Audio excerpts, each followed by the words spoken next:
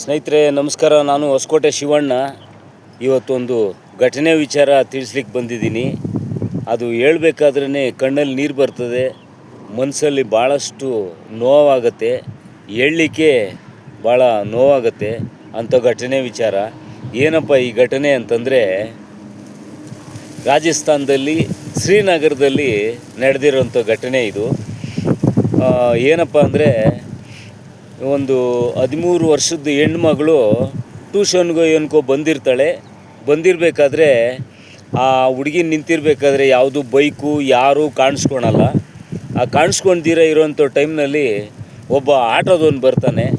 ಆಟೋದವನು ಬಂದರೆ ಆ ಆಟೋದವನ್ನ ಆ ಹುಡುಗಿ ಕೇಳ್ತಾಳೆ, ಅಂಕಲ್ ನನ್ನ ಮನೆವರೆಗೂ ಬಿಟ್ಬಿಡಿ ಅಂತೇಳಿ ಆ ಹುಡುಗಿ ಕೇಳ್ತಾಳೆ.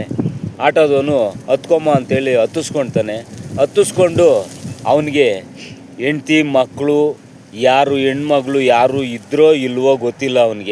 ಅವನೆಂಥೋ ಕ್ರೂರ ಮನಸ್ಸು, ಅವನು ಎಂಥ ಕೆಟ್ಟ ವ್ಯಕ್ತಿನೋ ಗೊತ್ತಿಲ್ಲ. ಆಟೋದವ್ರನ್ನ ನಂಬಬೇಕಾದ್ರೆ ಮುಂದಕ್ಕೆ ಭಾಳ ಕಷ್ಟ ಆಗತ್ತೆ. ಅವನೇನು ಮಾಡ್ತಾನೆ, ಹತ್ತಿಸ್ಕೊಂಡು ಬಂದು ಒಂದು ಲಾಡ್ಜ್ ಹತ್ರ ಆ ಹುಡುಗಿನ ಮಾರ್ಬಿಡ್ತಾನೆ.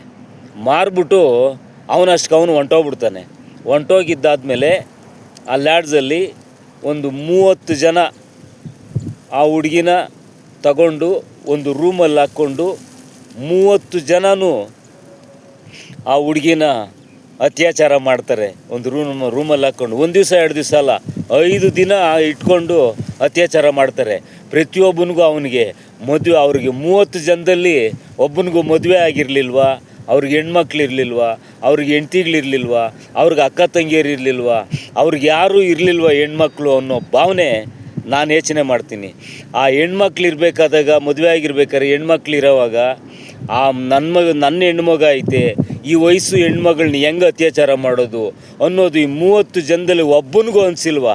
ಆ 30 ಜನನೂ 5 ದಿನ ಇಟ್ಕೊಂಡು ಆ ಲ್ಯಾಡ್ಜಲ್ಲಿ ಅತ್ಯಾಚಾರ ಮಾಡಿ ಆ ಮಗು ಸಾಯೋ ಥರ ಮಾಡಿ ಕಳಿಸಿದ್ದಾರೆ ಅಂತಂದರೆ, ಬಿಟ್ಬಿಟ್ಟಿದ್ದಾರೆ ಅಂತಂದರೆ ಎಂಥೋ ಕಟುಕ ಹೃದಯಗಳಿರಬೇಕು ಆ ಗಂಡಸ್ರದ್ದು, ಆ ಗಂಡು ಮಕ್ಕಳದು.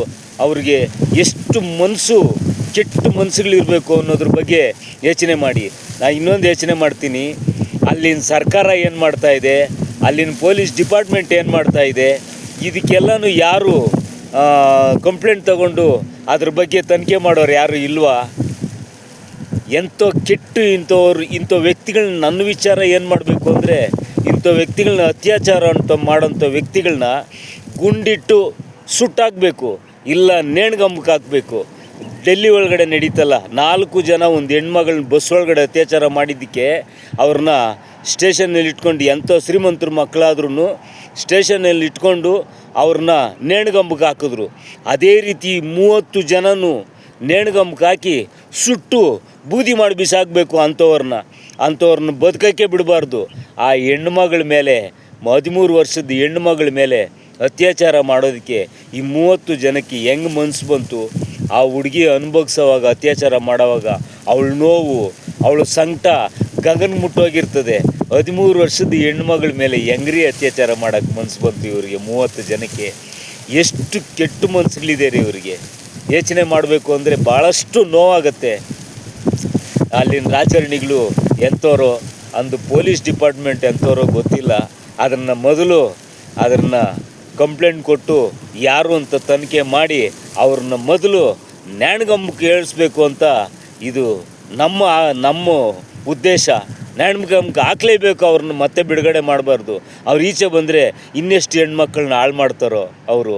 ಅಂಥ ಕೆಟ್ಟ ಹೃದಯ ಇರೋಂಥ ಅಂಥ ಕೆಟ್ಟ ಕಾಮಕರನ್ನ ಗುಂಡಿಟ್ಟು ಕೊಂದಾಕೋದೇ ಕಡೆ ಸರ್ಕಾರದ ನಿಯಮ ಆಗಿರಬೇಕು. ಇಷ್ಟು ಹೇಳ್ತಾ ನಾನು ಈ ವಿಡಿಯೋ ಮುಗಿಸ್ತೀನಿ. ಭಾಳಷ್ಟು ನೋವಾಗುತ್ತೆ. ಪ್ರತಿಯೊಬ್ಬ ಪೇರೆಂಟ್ಸು ಅಷ್ಟೇ, ಹೆಣ್ಮಕ್ಳೇನಾದರೂ ಈಚೆ ಬಂದಾಗ ಅವ್ರ ಹಿಂದೆಗಡೆ ಒಂದು ಕಣ್ಣಿಟ್ಟಿರ್ರಿ. ಅವರು ಬರೋವರೆಗೂ ಅವರು ಎಲ್ಲೋಗಿದ್ದಾರೆ, ಏನು ಮಾಡ್ತಾರೆ, ಎಲ್ಲಿ ಕಾಯ್ತಾ ಇರ್ತಾರೆ ಏನು ಅಂತ ಆದಷ್ಟು ಹೆಣ್ಮಕ್ಳ ಮೇಲೆ ನೀವು ಒಂದು ಕಣ್ಣಿಟ್ಟಿರ್ರಿ. ಅವ್ರ ಹಿಂದೆಗಡೆ ಹೋಗಿ ಯಾರನ್ನಾದ್ರೂ ಒಬ್ಬರನ್ನ ಮನೆ ಒಳಗಡೆ ಅಣ್ಣ ತಮ್ಮನ್ನ ಕಳಿಸ್ಕೊಡಿ. ತಿರುಗಿ ಮತ್ತೆ ಕರ್ಕೊಂಬರೋಕ್ಕೂ ಅವ್ರ ಮನೆ ಹೊರಗಡೆ ಯಾರಾದರೂ ಒಬ್ರು ಇರ್ರಿ.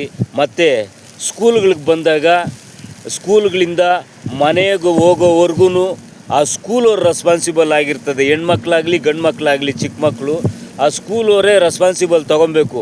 ಸ್ಕೂಲಿಂದ ಹೋದ್ಮೇಲೆ ನಮ್ಮ ರೆಸ್ಪಾನ್ಸಿಬಲ್ ಅಲ್ಲ ಅಂಥೇಳಿ ಸ್ಕೂಲವ್ರು ಯಾವುದೇ ಒಂದು ಉದ್ದೇಶಕ್ಕೂ ನೆಗ್ಲೆಕ್ಟ್ ಮಾಡಬಾರ್ದು. ಒಂದು ಸ್ಟೂಡೆಂಟು ಅವ್ರ ಮನೆಗೆ ಹೋಗಿ ತಾಯಿ ತಂದೆ ಹತ್ರ ಹೋಗೋವರೆಗೂ ರೆಸ್ಪಾನ್ಸಿಬಲ್ಲು ಸ್ಕೂಲವ್ರದ್ದಾಗಿರಬೇಕು. ಆ ಸ್ಕೂಲವ್ರದ್ದು ಆಗಿರಬೇಕು ಅಂತ ಸರ್ಕಾರನೂ ಕಾನೂನು ಮಾಡಬೇಕು. ಆ ಸ್ಕೂಲ್ಗಳಲ್ಲೂ ರೆಸ್ಪಾನ್ಸಿಬಲ್ ಅವರೇ ತೊಗೊಬೇಕು. ಇಲ್ಲ ಅಂದರೆ ಯಾವುದೇ ಜನಗಳು ಆ ರೆಸ್ಪಾನ್ಸಿಬಲ್ ತೊಗೊಂಡಿಲ್ಲ ಅಂದರೆ ಆ ಸ್ಕೂಲ್ಗೆ ಆ ಮಕ್ಕಳನ್ನ ಸೇರಿಸ್ಬೇಡಿ. ಇಷ್ಟು ಹೇಳ್ತಾ ನಾನು ವಿಡಿಯೋ ಮುಗಿಸ್ತೀನಿ. ನಮಸ್ಕಾರ.